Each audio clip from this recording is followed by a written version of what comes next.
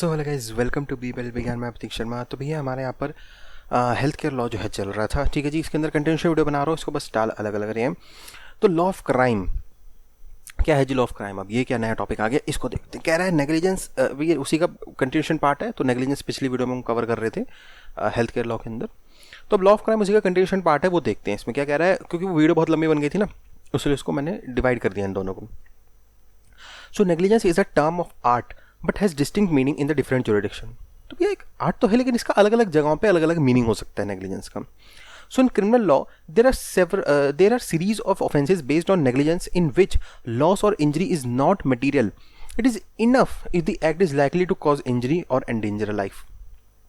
तो criminal law के अंदर जो सीरीज ऑफ ऑफेंसेज हैं वो नेग्लिजेंस के ऊपर बेस्ड तो होते हैं, लेकिन जहाँ पर लॉस हो रहा है या इंजरी हो रहा है विच इज़ नॉट मटीरियल, वहाँ पर उस केस के अंदर इंजरी होना या लाइफ को खतरा पहुँचना, यही बहुत है नेग्लिजेंस को प्रूफ करने के लिए।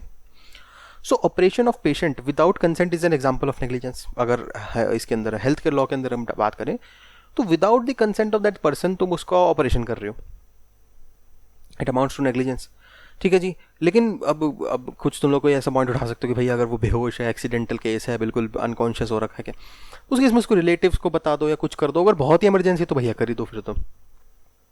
सो negligence is lack of proper care, simple इसने बोल दिया ये। अब डिग्री ऑफ नेग्लिजेंस, कितनी डिग्री तक, कहाँ तक क्या होगा, क्या बातचीत होगी, कितने पनिशमेंट, वो देख लेते हैं। कह रहा है high degree of negligence is necessary to prove the charge of criminal negligence under section 304A IPC। तो 304A IPC के अंदर हाई डिग्री ऑफ नेग्लिजेंस होना बहुत मैंडेटरी है, तभी जो है क्रिमिनल चार्ज बन पाएगा उसके ऊपर। So for fixing a criminal liability on a doctor or surgeon the standard of negligence required to be proved should be as high as can be described as gross negligence. तो जो हमने gross negligence के बारे में पीछे पढ़ा हुआ है उतने तक होना चाहिए, उससे ज़्यादा हो सकता है। मतलब बड़ा नेग्लिजेंस होने, छोटे मोटे ये नहीं कि उसमें तुम 304A पे बना दो केस IPC में। So where a patient death result merely from a error of judgment or an accident, no criminal liability should be attach to it. तो अगर एरर ऑफ जजमेंट या कोई एक्सीडेंट हो गया, उस वजह से अगर मौत हो गई है, तो उसके अंदर नेग्लिजेंस का हम यहाँ पर, या फिर क्रिमिनल लायबिलिटी जो है हम यहाँ पर नहीं बना सकते। हाँ, सिविल बन सकती होगी, कुछ कंपनसेट कर दिया, कुछ कर दिया, लेकिन क्रिमिनल नहीं बनेगी। So applicability of section 304 and 304A IPC। तो 304 और 304A जो है किस तरीके से एप्लीकेबल होगा, कहाँ पर होगा, क्या नहीं होगा, वो देखते हैं।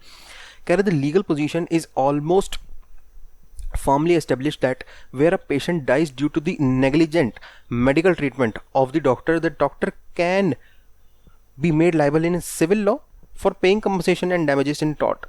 तो वही मैंने कहा ना कि सिविल बन जाएगा, मतलब कंपनसेट कर दे भैया, तो पैसे दे के कर दे। लेकिन he would also be made criminally liable for offense under section 304A of IPC। 304A IPC के अंदर क्रिमिनल भी तुम उसके ऊपर केस बना सकते हो। किस केस में?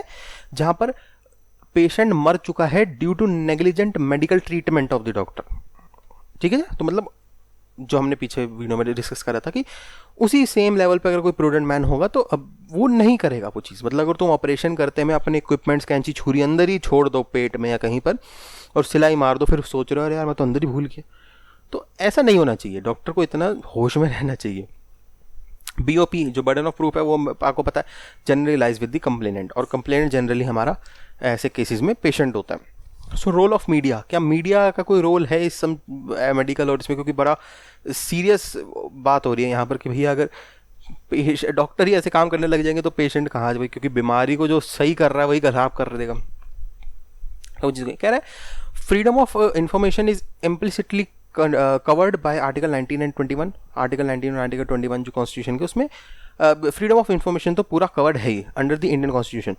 सो Indian media has played a extremely important role in sensitizing people with information about governance, development, scientific technology, foreign relation and so on। तो वही चीज़ हो गई and so on so forth। मतलब कि मीडिया जो है इसके अंदर बहुत ही इंपॉर्टेंट रोल अदा करती है, क्योंकि क्या होता है ना इसमें कि ऐसे कोई केस निकल के आते हैं तो भैया वो केस अब दब जाएगा अगर मीडिया नहीं होगी।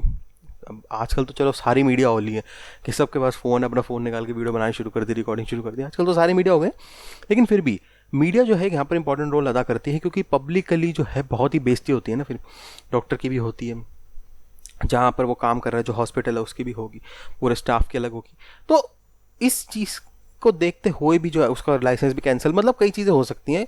अगर पब्लिकली आएगा ही नहीं, बंदा आया मार के सब गिरने गुंडे निकाल के ख़त्म कर दिया सब कुछ, तो ना कुछ हुआ, ना वो गलत काम करता भी जा रहा है और पता भी नहीं लग रहा लोगों को, तो उसको सज़ा भी नहीं मिलेगी। तो जितना मतलब मीडिया का काम है हवा बना देना, बात को बढ़ा देना, और जितना हवा बनेगा ना ऐसे केसेस में, उतना ही जो है सीधे होंगे ये लोग। कौन? जो उल्टे सीधे काम कर रहे हैं डॉक्टर्स। तो हवा बनाने का काम आजकल तो सारी, मतलब यार तुम अपना वीडियो बनाना शुरू कर दो, इंस्टा पे, ट्विटर पे, यूट्यूब कहीं डाल दो, बस हाहाकार होनी शुरू हो जाएगी वहाँ पर, और तुम्हारे को जस्टिस मिल ही जाएगा।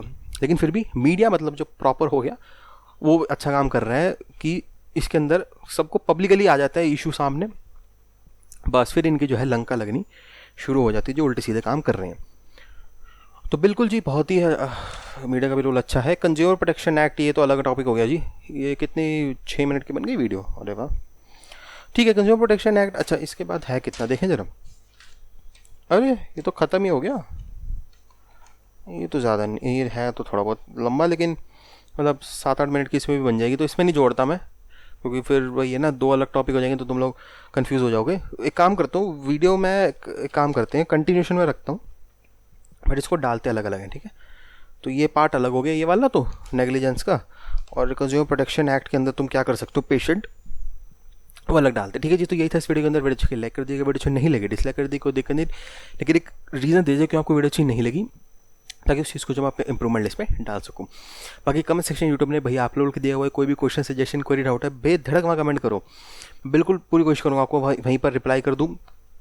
या फिर अगर आप मेरे से प्राइवेटली कुछ बात करना चाहते हैं, या फिर कुछ आपको ऐसा लग रहा है कि भाई पब्लिकली बात नहीं कर सकता मैं, प्राइवेटली थोड़ा बातचीत हो जाती है तो मज़ा आ जाता, तो उस केस में 2 ऑप्शन आपको मैं दे देता हूँ, इंस्टाग्राम और कॉल मी फॉर। तो इंस्टाग्राम का एक बार यूज़र नेम अपना कॉलर देता हूँ, ANDRO_GUI, नीचे डिस्क्रिप्शन में सारे लिंक मिल जाएंगे आपको। तो वहाँ पर आप इंस्टाग्राम पर आकर मेरे से टाइपिंग के थ्रू जो है बातचीत कर सकते हैं, या फिर अगर आप मेरे से डायरेक्टली लाइव कॉल के थ्रू बातचीत करना चाहते हैं, तो उस केस में आपको एक ऐप इंस्टॉल करना पड़ेगा, कॉल मी फॉर। उसका भी डाउनलोड लिंक आपको डिस्क्रिप्शन में मिल जाएगा, या फिर प्ले स्टोर पर जाकर कॉल मी फॉर ये सर्च कर लो। वहाँ पर ऐप में जाकर मेरा नाम डाल दो प्रतीक शर्मा, या फिर मेरे चैनल का नाम डाल दो BBL LLB ज्ञान, मैं आ जाऊँगा वहाँ पर, और आप मेरे से कॉल के थ्रू लाइव बातचीत कर सकते हैं।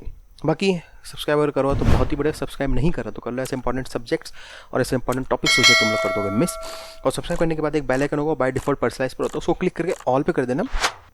फ़ायदा उससे ये होगा तुम लोगों को कि जैसे मैं कोई भी वीडियो अपलोड करूँगा ना, वैसे तुम्हारे फ़ोन, डेस्कटॉप, लैपटॉप, जहाँ पर भी तुम लोग देखते हो, तो सारा उसमें एक नोटिफिकेशन आ जाएगी उन पे कि हाँ भाई BBL LLB ज्ञान ने ये टॉपिक के ऊपर कुछ वीडियो अपलोड करी है, तो तुम्हारे बैक ऑफ द माइंड में याद रहेगा कि अगर उस टाइम पे टाइम नहीं है तुम्हारे पास देखने के लिए वीडियो। वैसे तो मैं जनरली सारी वीडियोज़ को रात में अपलोड करता हूँ, 8, 7:30, 8 के आसपास, लेकिन फिर भी अगर तुम लोग कुछ काम कर रहे हो तो तुम्हारे बैक ऑफ द माइंड में रहेगा कि हाँ यार ये वीडियो आई है, देखनी है ये, तो ये फ़ायदा हो जाएगा तुमको, ठीक है जी।